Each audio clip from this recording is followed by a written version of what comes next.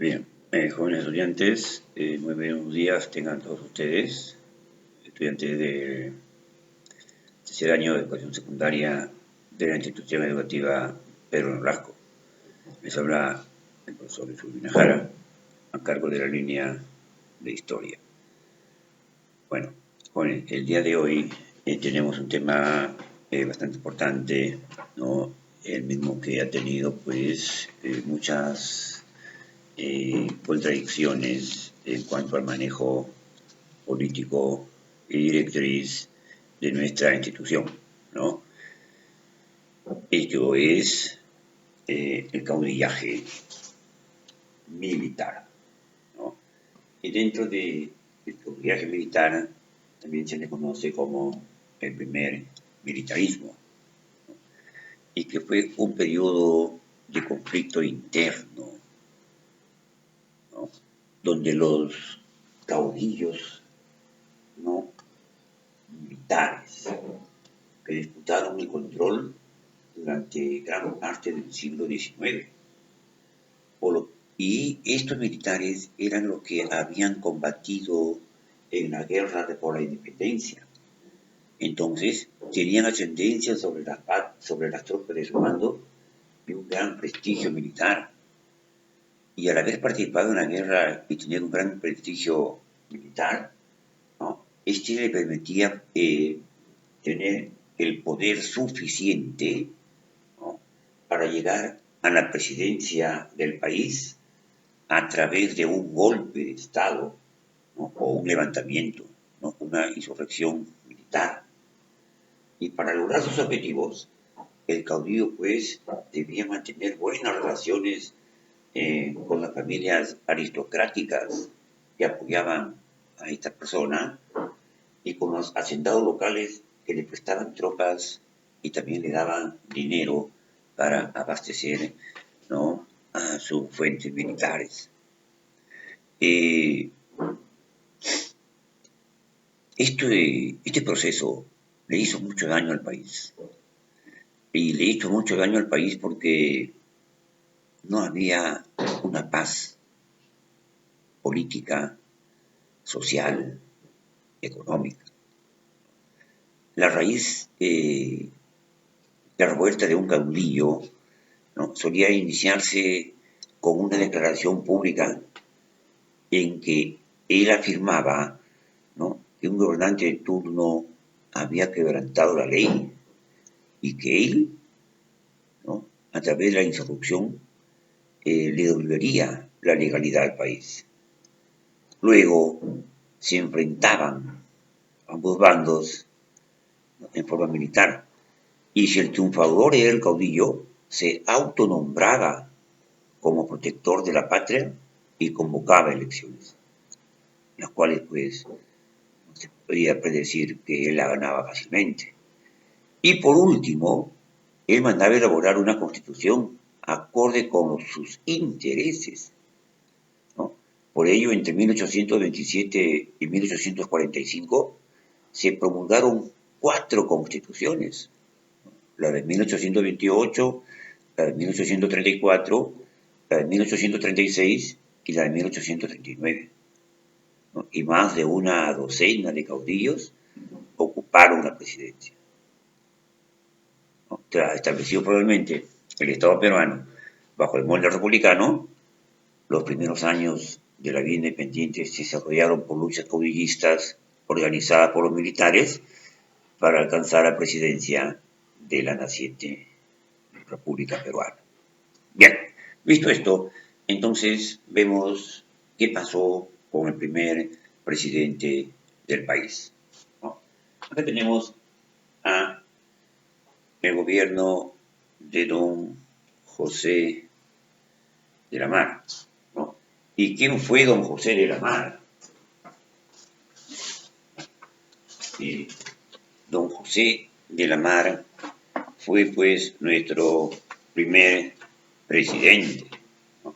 Acá tenemos a don José de la Mara, ¿no? El gobierno de don José de la Mara fue un gobierno provisorio, ¿no? Un gobierno provisorio, y que tras el gobierno provisorio de una junta de gobierno presidida por don Andrés Santa Cruz, y el mariscal José de la Mar fue elegido presidente por el Congreso Constituyente, ¿no? El 9 de junio de 1827, ¿no? El 9 de junio de 1827. Y durante su mandato promulgó la Constitución Liberal de 1828, ¿no? Esta Constitución Liberal de 1828 le permitió a De la Mar, ¿no?, a De la Mar tener, pues, un prestigio, ¿no?, podríamos decir, popular en el país, ¿no? Visto entonces, este gobierno de De la Mar también en el aspecto internacional pasaron muchas acciones, ¿no? Y también, pues, en el aspecto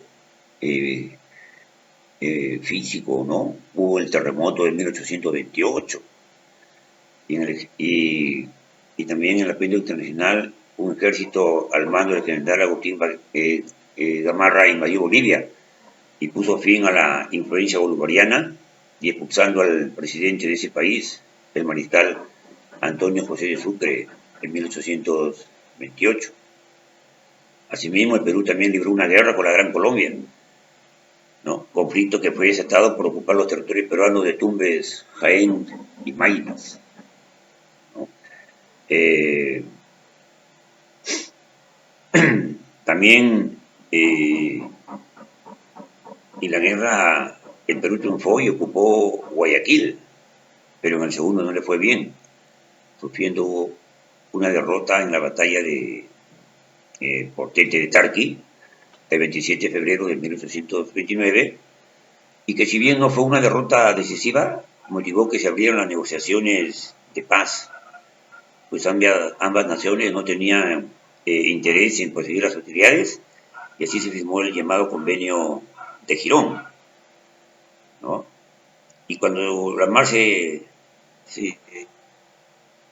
estaba en plenas negociaciones con los colombianos, se produjo el derrocamiento por parte de Agustín Gamarra y lo desterró a Costa Rica en junio de 1829. Y ahí, pues, Gamarra firmó un armisticio con los colombianos, ¿no?, y arrumbó en Lima, donde asumió la presidencia de manera, desde luego, provisoria, y luego se hizo nombrar presidente constitucional e instauró un gobierno de tipo conservador. Bien, visto esto, entonces ahora vemos lo que es la presidencia, ¿no?, de Agustín Gamarra. Aquí tenemos, ¿no?, a don Agustín Gamarra, siempre los presidentes vistiendo el clásico uniforme presidencial de la época. Miren ustedes, ¿no?, imponentes ahí Agustín Gamarra, ¿no? ¿Y qué hizo don Agustín Gamarra? ¿No? Don Agustín Gamarra, ungido como presidente de la República, ¿no?, de 1829 y 1833, y también tuvo un segundo gobierno de 1839 a 1841, ¿no?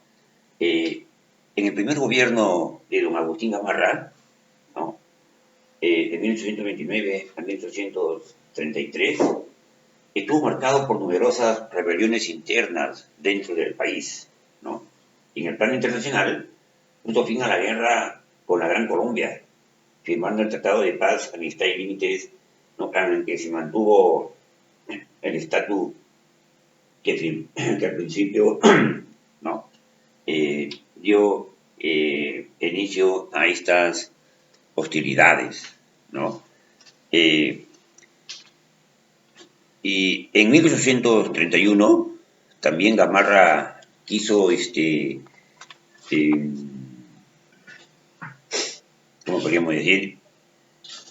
Quiso dar un tratado también de amistad, ¿no?, con Bolivia, de Arequipa, y también firmó un tratado con la región con la recién fundada República del Ecuador, ¿no? El llamado Tratado Pando-Noboa, ¿no? Gamarra firmó el Tratado Pando-Noboa en 1832, en la que los ecuatorianos reconocían los vigentes límites con el Perú, ¿no? Y ya por finalizar, Gamarra convocó a una asamblea constituyente que se denominó Convención Nacional y que se encargó de elegir a su sucesor, ¿no? Estas acciones, ¿no? No daban una tranquilidad al país, ¿no? Y al contrario, pues, la llenaban de muchas contradicciones internas, ¿no? Y que permitió, pues, muchas revueltas, muchos cambios presidenciales. Bueno, seguimos entonces y vemos el gobierno de Luis José de Orbegoso, ¿no? Como gobierno, cuando el gobierno de Gamarra finalizaba en diciembre de 1833, ¿no? Sin haber elegido a su sucesor, las elecciones fueron frustradas, ¿no? Entonces la Convención Nacional, denominada por los liberales, eligió como presidente provisorio al general Luis José de Orbegoso. Por descontento Gamarra con el resultado de esta elección, que implicaba pues la hegemonía de los liberales en el poder, ¿no? Incitó a uno de sus partidarios, al general Pedro Pablo Bermúdez, a alzarse contra Orbegoso, ¿no? Y esta sublevación militar estalló en enero de 1834 y derivó pues en una guerra civil, ¿no? Que finalizó cuando los rebeldes del bermudista se reconciliaron con el gobierno en un llamado abrazo de Maquinguayo, ¿no? En abril de ese mismo año, ¿no? Ese abrazo de Maquinguayo, ¿no? Permitió pues una paz transitoria en el país, ¿no? La Convención Nacional dio una nueva constitución de término liberal que fue promulgada en 1834, ¿no? No obstante las amenazas de quiebra del orden constitucional, estas pues seguían continuando. Orbegoso realizó una gira por la provincia del sur a fines de 1834, lo que fue aprovechado por gran parte del país, y se autoproclamó jefe supremo en 1835, ¿no? Entonces Orbegoso, cuyo gobierno se redujo a Arequipa, llamó en auxilio al presidente de Bolivia, ¿no? Para que le ayude a controlar esta sublevación, al mariscal Andrés de Santa Cruz. Y entonces Santa Cruz invadió el Perú, desatándose un sangriento conflicto denominado la guerra por el establecimiento de la Confederación Peruano-Boliviana, ¿no? Entonces, para combatir la invasión extranjera, Salaverry y Gamarra se aliaron.